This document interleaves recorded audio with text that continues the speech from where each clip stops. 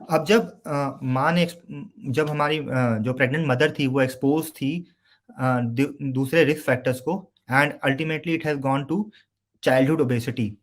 अब जो childhood obesity का बर्डन है, सॉरी इसमें एनिमेशंस नहीं चल रही। जो चाइल्डहुड ओबेसिटी का जो बर्डन है, एक बहुत बड़ा नेशनल सर्वे हुआ था, उसके हिसाब से शुरू के 5 सालों में जो ओवरवेट एंड ओबेसिटी की प्रेवलेंस है वो अराउंड 2% है, और वही 5 से 19 साल के बीच में 6% तक पहुँच जाती है। तो आप देखिए कि 6% लोग एडल्टहुड में जाने से पहले ही मोटापे का शिकार हो चुके हैं। और जैसे और ओबेसिटी का जो असर है वो रोज़ थोड़ा-थोड़ा दिखेगा आपको। उसका एकदम से आपको असर नहीं दिखेगा। शुरू में वो बच्चे अच्छे लगते हैं, गोल-मटोल बच्चे अच्छे लगते हैं, सबको उठाने में अच्छे लगते हैं, सबको पकड़ने में अच्छे लगते हैं, but they are somewhere harming the kid. तो हमें ये बात को समझना चाहिए, और मतलब we should never force our kids to eat more, overeat और अडॉप्ट अनहेल्दी लाइफ़स्टाइल्स। तो एटियोलॉजी ऑफ ओबेसिटी को अगर हम साफ-साफ क्लियर शब्दों में बोलें, तो उसका मतलब क्या हुआ? एक इम्बैलेंस है, आप कितना कंज़्यूम कर रहे हो और आप कितना उसको यूज़ अप कर रहे हो। तो कैलोरी इनटेक हमारा आपको पता ही है कि over the period of time increase हो चुकी है। मैकडॉनल्ड्स, केएफसी हमारे आस-पास इतने कॉमनली अवेलेबल हो गए हैं, और ऐसे ही कितने सारे फूड जॉइंट्स हैं जो इतने ईज़िली अवेलेबल हैं। तो उससे हमारा जो ईटिंग पैटर्न है वो बहुत ही ज़्यादा अनसुपरवाइज़्ड है। बच्चे आजकल घर का खाना खाने से परहेज़ करके बाहर के फ्रेंच फ्राइज़ खाना प्रेफ़र करते हैं। और जो हमारी ईटिंग आउट फ्रीक्वेंसी है वो बहुत ज़्यादा चेंज हो चुकी है। अगर हम बाहर घूमने जा रहे हैं तो इसका मतलब ये है कि खाना तो खा के ही आएँगे। उसके अलावा जो बेवरेज का कंज़म्पशन है, calorie dense super sized food है। आप ये देखिए कि जो पहले हमारे टाइम 2000 के टाइम पे जब छोटी कोल्ड ड्रिंक्स की पेट बॉटल्स आई थी, वो 450 एमएल और 500 एमएल की थी, जो कि ₹20 की मिलती थी, मेरे को याद है। आजकल वही पेट बॉटल जो मिनिमम साइज़ जो आ रहा है, वो 750 एमएल और 1 लीटर के बीच में हो गया है। This is the usual size that is available. तो आप ये देखिए कि कंपनीज़ क्या करती हैं, प्राइस को बहुत फ्रीक्वेंटली ऊपर-नीचे करती हैं और साइज़ को ऊपर-नीचे बढ़ाती रहती हैं। ठीक है? आज आपको वो डिस्काउंट दे देंगी और 500 एमएल को 750 एमएल में कर देंगे। फिर कल दोबारा उसको 750 एमएल को वहीं रखेंगे, प्राइस को अपने बढ़ा देंगे। तो आप ये देखिए कि वो जो ₹20 की कोल्ड ड्रिंक वो नॉर्मली लोगों को बेचते थे, उसको आज वो 45 से ₹50 की कर चुके हैं, और उन्होंने उसके मुकाबले कुछ देना था, और वो नॉर्मल जो छोटी कोल्ड ड्रिंक थी, अब वो 750 एमएल की मिलनी शुरू हो गई है। एक के साथ एक फ्री, जो केएफसी में जाते हैं, अगर आप चिकन का पीस लेने जाएँगे तो वो एक के साथ एक मिलेगा। आप बोलो कि मेरे को 1 चाहिए, पैसे आधे कर दो, वो बोलेंगे नहीं, आपको 2 ही खाने पड़ेंगे। पिज़्ज़ा लेने जाएँगे तो वो 4 स्लाइस का मिलेगा या 6 स्लाइस का मिलेगा, अगर 6 स्लाइस का लोगे तो रेट्स हाफ़ कर दिए जाएँगे। ये सब क्यों हो रहा है? लोगों को उनको उनका जो बेनिफिट है, जो उनका जो इनपुट जाता है उसको 500 एमएल से 750 एमएल करने में, वो बहुत ही कम है, पर जो प्राइस है आपका वो बहुत ज़्यादा वेरी कर जाता है। कंपनी को इससे बहुत ज़्यादा फ़ायदा होता है, पर ये सब चीज़ें जो हैं वो अनसुपरवाइज़्ड हैं, इस पे कोई ज़्यादा चेक नहीं है, क्योंकि किसी को फ़र्क नहीं पड़ता। अभी हमारे कंट्री में क्योंकि लोग इसको नॉर्मल बोलते हैं, मोटा ही तो है, क्या हुआ? ठीक है, कोई बात नहीं, इतना होना चाहिए।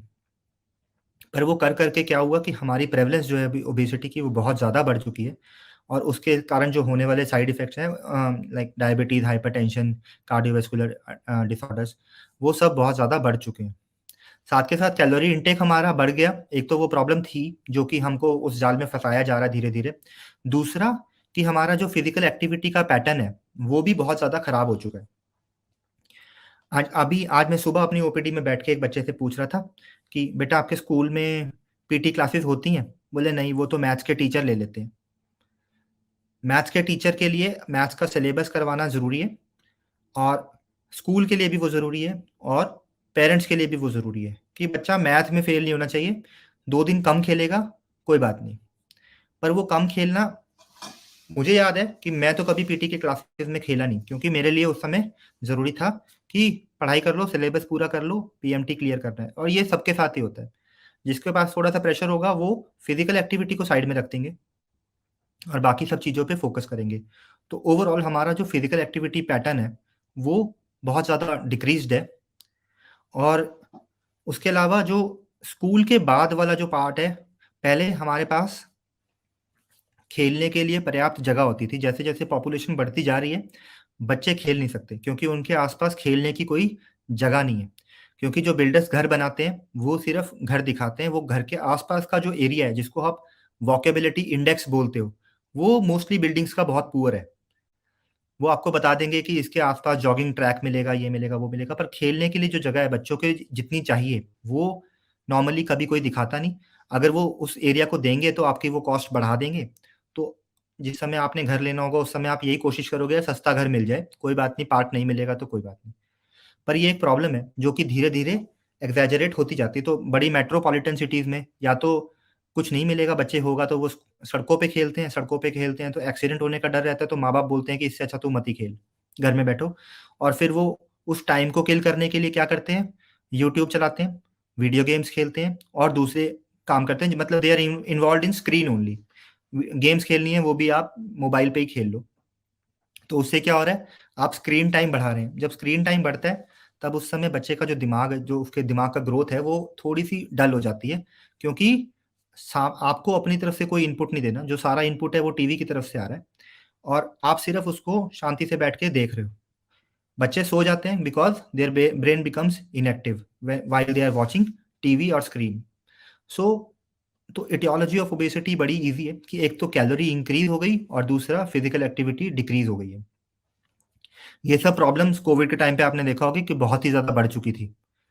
कोविड ने एडिपोसिटी जो हमारा सिटिंग टाइम था, जो सेडेंटरी टाइम था, हम सबको घर के अंदर ही रहना था, तो वो बहुत ज़्यादा बढ़ चुका था और वो अगर अंदर रहेंगे तो क्या करेंगे? टीवी देखेंगे साथ में क्या करेंगे? पॉपकॉर्न्स खाएँगे, जितना भी अवेलेबल था हमारे पास।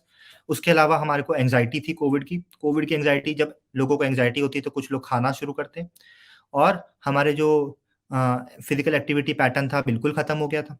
तो कोविड ने जो चाइल्डहुड ओबेसिटी की प्रॉब्लम है उसको और बढ़ा दिया और वो अब क्लासेस भी हमारी अभी भी बहुत जगह वर्क फ्रॉम होम ही चल रहा है बच्चों के लिए भी। तो उनका जो स्लीप पैटर्न है वो भी ख़राब हो रहा है, उनके पढ़ाई का पैटर्न भी ख़राब हो रहा है और उसके अलावा जो सोशल इंटरैक्शंस हैं वो भी सब ख़राब हो रही हैं। तो this is increasing the boredom और बहुत कुछ। तो this is all going to aggravate obesity in and we are going to see the effects in coming years only. तो जब बच्चे ओबेसिटी के साथ आपकी क्लिनिक में आएँगे, जो मैं देख सकता हूँ कि हमारे हमारे साथ बहुत सारे डॉक्टर जुड़े हैं।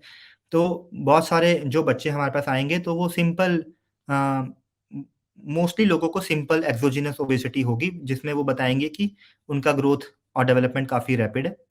और उसके अलावा क्या हो सकता है कि इंक्रीज़्ड बर्थ वेट, अगर आप हिस्ट्री लेंगे तो इंक्रीज़ बर्थ वेट में suggest a hyper insulinism in utero. Pregnancy के टाइम पे हाइपर इंसुलिनिज़्म था because of the maternal risk factor जो हमने आपको तब बताया था। तो obese short children with slow growth and intellectual impairment और dysmorphic features may have a syndrome and he or she should be referred to a endocrinologist or a general medicine expert. And early age of obesity, if breastfed before 2 years, it definitely suggests a genetic or a syndromic cause.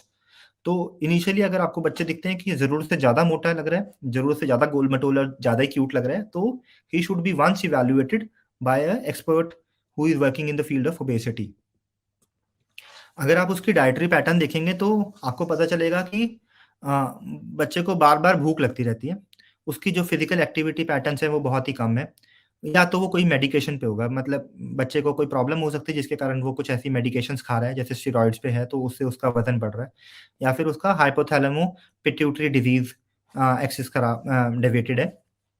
उसके अलावा there is a strong family history of obesity. There are features of hyperglycaemia and has a psychosocial impact as well on the child. बच्चा बाहर जाने से कतराता है। वो जितना नॉर्मली बोलना चाहता है, जितना बोल सकता है, उससे कम बोलता है, इंट्रोवर्ट रह रहा है और लोगों से घुलने-मिलने में उसको प्रॉब्लम होती है बिकॉज़ उसको लगता है कि अगर जाके बात करूँगा तो सब लोग मेरे को मोटा बोलेंगे। तो this is all what is suggesting that it has a psychosocial impact as well. तो अगर आप फिजिकल एग्जामिनेशन करेंगे तो what we all can do is at least check height, weight, BMI, blood pressure. मेरी अभी अपने पीडियाट्रिशियन से बात हो रही थी हमारे एम्स बठिंडा में, तो सर ने मेरे को बताया कि Less than 10% of the pediatricians are measuring blood pressure of their patients who are visiting their pediatric OPD. पर सर ने बोला कि जो ब्लड प्रेशर मॉनिटरिंग है वो बहुत ही ज़्यादा इम्पोर्टेंट है बच्चों में भी। उसकी प्रॉब्लम क्या आती है कि बच्चों के जो ब्लड प्रेशर के कफ हैं, वो इतना कॉमनली अवेलेबल नहीं है, अगर अवेलेबल हैं तो बहुत ज़्यादा कॉस्टली होते हैं।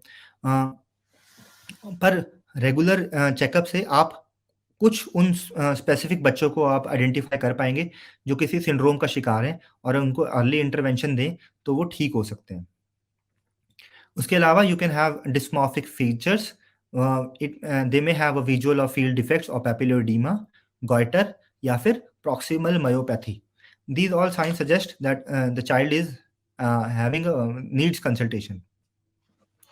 So there are certain complications because of childhood obesity, like endocrinal dysfunction. Then they may land up into type 2 diabetes, hypertension, dyslipidemia, sleep apnea syndrome, non-alcoholic fatty liver disease, and then polycystic ovary syndrome. Then they have increased linear growth, advanced bone age, earlier onset of puberty, acanthosis nigricans. Then they have psychosocial problems like low self-esteem, depression, and they are victim of bullying. अब इन सब risk factors के साथ when they land up in adulthood, adulthood में obesity आप कैसे देखेंगे? तो adulthood में जो प्रॉब्लम्स ऑफ ओबेसिटी हैं वो क्या है? जो रिस्क फैक्टर एक्सपोज़र था वो तो बहुत अच्छा था, वो तो हमने बहुत अच्छे से डिस्कस कर लिया। अभी इसके अलावा हमारे कुछ कंसर्न्स हो जाते हैं जो सोसाइटी लेवल पे हैं। Access to safe and healthy foods, quantity and quality, balancing energy intake and expenditure. जैसे हमने अभी बात करी कि जो हमारा एनर्जी इनटेक और एक्सपेंडिचर है उसमें एक बहुत बड़ा मिसमैच होता है। Then there are factors affecting food और physical activity. Food supply chain है बेसिकली और फिजिकल एक्टिविटी पैटर्न्स। जैसे मैं अभी अपने ओपीडी में लोगों से बात करता हूँ कि आप सैर करो। लोग बोलते हैं कि हम काम पे जाएँ कि सैर करें? जो माताएँ घर में रह के काम करती हैं उनको बोलते हैं, सारा दिन घर में पोछे लगाती हूँ, अभी और कितनी सैर की ज़रूरत है। तो मैं उनको ये समझाना चाहता हूँ कि जो वर्क रिलेटेड फिजिकल एक्टिविटी होती है और जो लेजर टाइम में जो फिजिकल एक्टिविटी होती है, सैर करने को हम लेजर टाइम फिजिकल एक्टिविटी बोलेंगे। तो जो वर्क रिलेटेड फिजिकल एक्टिविटी होती है वो अनरेगुलेटेड होती है, वो आपके मुताबिक नहीं चलती। अगर आपको 10 गड्ढे खोदने हैं अपने काम पे, तो वो आपको खोदने ही पड़ेंगे, चाहे आपकी बॉडी की वो कैपेसिटी हो, चाहे ना हो। तो वो क्या होगा, वो फ़ायदे से ज़्यादा आपको नुकसान कर पाती है। और जो लेज़र रिलेटेड होती है, उसकी आप इंटेंसिटी अपने हिसाब से ऊपर-नीचे कर पाते हैं। जब आपके दिल की धड़कन तेज़ हो गई, आपकी साँस फूलना शुरू हो गई, आप अपनी जॉगिंग को रोक देंगे, थोड़ी देर रेस्ट करेंगे, फिर दोबारा भागेंगे।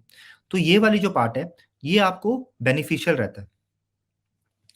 ठीक है? तो ये हो गया फिज़िकल एक्टिविटी का पैटर्न एंड हर जगह ये बात होती है कि आप लोग कितनी देर एक्सरसाइज़ करते हैं। अगर मैं आधा घंटा एक्सरसाइज़ करूँ और 8 घंटे कुर्सी पे बैठूँ, तो ज़्यादा नुकसानदायक आपके हिसाब से क्या होगा? इट इज़ नॉट मतलब जो आधा घंटा एक्सरसाइज़ करने का बेनिफिट है, वो कम रह जाता है और जो 8 घंटे कुर्सी पे बैठने का नुकसान है, वो ज़्यादा हो जाता है। तो अल्टीमेटली वो जो आपका सारा जो आपने काम किया जिम में, वो सब वेस्ट हो गया। तो it is not the amount of physical activity that you are doing, but it is amount of time that you are sitting idle. TV देख रहे हैं आप 4 घंटे के लिए बैठ के, वो ज़्यादा नुकसानदायक है। Then urban space and facility for active life, जैसे हमने पहले बात करी वॉकेबिलिटी इंडेक्स की, तो this is all the problems. ये प्रॉब्लम्स एडल्टहुड में भी हमको प्रॉब्लम्स क्रिएट करती हैं। लोग जिम जाना चाहते हैं, जिम के कॉस्ट बहुत ज़्यादा हाई है, नॉर्मल मिडिल क्लास फैमिली उसको अफोर्ड नहीं कर पा रही है, पर वो सैर कर नहीं पाती क्योंकि उनके आसपास जगह नहीं है। उनके आसपास पार्क का एक्सेस नहीं है, ओपन एयर जिम्स जो गवर्नमेंट ने बनाए हैं वो सिर्फ अर्बन एरियाज़ में, हुड्डा में ही बने हुए हैं। जहाँ पे स्लम्स हैं वहाँ पे अर्बन जिम की कोई बात ही नहीं करेगा, क्योंकि वहाँ पे उनकी यूटिलिटी उनके हिसाब से कम है। पर ये देखा गया है कि जहाँ पे भी ओपन एयर जिम बनाए गए हैं, वहाँ पे उनका काफ़ी अच्छे से यूज़ होता है and people tend to get engaged in physical activity over period of time. Apart from this, then we have these policies affecting regulation, marketing and then subsidies. आपने देखा होगा कि फूड के ऊपर जो उसका जो कैलोरी कंपोनेंट है, वो इतना कॉम्प्लिकेटेड होता है। अगर आप एक चिप्स में देखना चाहें कि एक चिप्स में कितनी कैलोरीज हैं, तो उसमें लिखा होगा कि 100 ग्राम्स में 330 कैलोरीज हैं, से फॉर एग्जांपल। बट वो चिप्स का पैकेट जो है वो या 45 ग्राम का होगा, या 105 ग्राम का होगा, या फिर वो 250 ग्राम का होगा। तो नॉर्मल आदमी कैलकुलेशंस में ही चला जाता है। और ये कंपनी की टैक्टिक्स होती हैं, कैसे आपको इन सब चीज़ों से दूर लेके जाएं, so that you don't engage in all such activities. एक भुजिया का पैकेट जो कि आप एक बारी में खा सकते हैं, उसमें 600 कैलोरीज हैं, जो कि नॉर्मल आदमी की रिक्वायरमेंट का 1/4 पूरा कर सकता है। पर नॉर्मल आदमी को यही नहीं पता कि मेरी टोटल रिक्वायरमेंट कितनी है।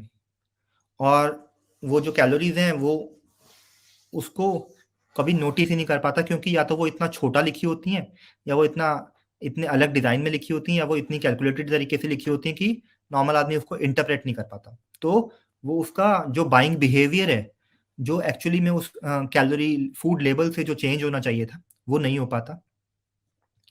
साथ के साथ okay, then we have this psychosocial determinants of food intake and physical activity. जैसे आपने देखा होगा टोबैको के पैकेट पे बहुत बड़ा लेबल बना होता है कि tobacco is harmful for you. हमने बात करी कि ऐसा लिखा जाए कि दिस भुजिया पैकेट, जैसे अभी हमने बात करी, this bhujia packet contains 1/4 of your daily calorie requirement. अगर आप सिर्फ इतना लिख देंगे तो आदमी उसको 5 से 10% तक कंज्यूम करेगा और कोशिश करेगा ये 2 से 3 बारी में खत्म करे। पर वो सब लिखा नहीं जाता, उसको सबको साइंटिफिक तरीके से, बड़े प्रोफेशनल तरीके से उसको हाइड करा जाता है। और अगर कोई उसके ऊपर बात करने की कोशिश करता है तो उसको दबाया जाता है। ये बहुत ज़्यादा कॉमन है इस इंडस्ट्री में। देन अदर बेसिक कॉजेज जो हमने बात करी थी, community empowerment and demand for safe and healthy foods, active life, वो अभी डिमांड जो है वो बहुत ही कम है। अगर आप लोग शोर मचाएंगे कि हमें पार्क चाहिए, तभी पार्क मिलेंगे, क्योंकि गवर्नमेंट मोस्टली हर जगह इसमें सब में इन्वेस्टमेंट की बहुत ज़्यादा ज़रूरत होती है। तो इन्वेस्टमेंट तब तक नहीं होती जब तक शोर नहीं मचता, और वो शोर तभी मचता है जब लोग हमारे उसके लिए अवेयर होते हैं। And government response in protection of public interest, वो क्या है? पब्लिक इंटरेस्ट, जब लोगों को ये बात समझाना मुश्किल हो जाएगा कि व्हाट इज पब्लिक इंटरेस्ट और why it is affecting you, why it is important to you, तब तक कुछ काम नहीं होता। और उसके अलावा जो नेशनल और इंटरनेशनल पॉलिसीज़ हैं अलग अलग लेवल पे, अगर हम उनकी बात नहीं करते तो बहुत ज़्यादा फ़र्क नहीं पड़ता। जैसे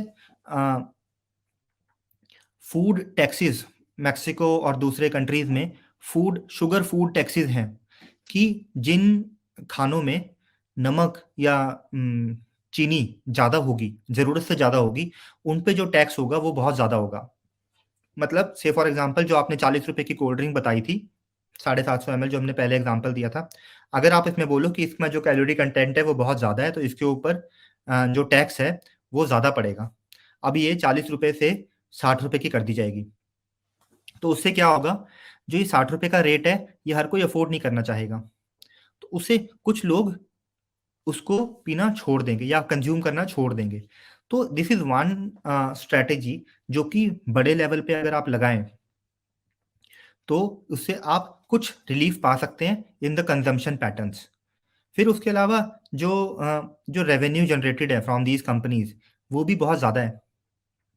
तो और उससे भी जो प्राइवेट लॉबी है वो बहुत ज़्यादा फोर्स करती है गवर्नमेंट्स को कि वो मतलब वो फोर्स कर पाती है बहुत ज़्यादा तरीके से कि वो इनके जो रूल्स हैं इनके फेवर में ही रखें। So these are certain things जो कि प्रॉब्लम क्रिएट करती हैं। एंड एट द एंड, जैसे हमने पहले बोला था, we eat what we are forced to eat. जैसे वो कोल्ड ड्रिंक वाला एग्जांपल मैंने आपको दिया था कि हमने 500 ml से पीनी शुरू करी थी, और अब हम चाह के भी 500 ml नहीं पी सकते, क्योंकि हमारे आसपास 750 ml ही मिलती है। जिसको पता है कि इसमें कितनी कैलोरीज है और ये कितना नुकसान करने वाली है, वो उसको आधी पी के छोड़ देगा। पर छोटे बच्चे की बात करें, जो कि जिसकी रिक्वायरमेंट 300 ml की थी, पर उसको 500 पकड़ानी थी पहले, और अब आप 750 पकड़ा रहे हो, तो they will tend to overeat. KFC में जा रहे हैं तो आपको एक के साथ एक चिकन फ्री मिल रहा है, तो आप उसको खाएंगे ही खाएंगे, और आधे लोग उसमें खुश होकर खा जाएंगे। But they fail to remember 5 minutes on your lips, forever on your hips. ये एक छोटी सेइंग है जो मैं रेगुलरली यूज करता हूँ।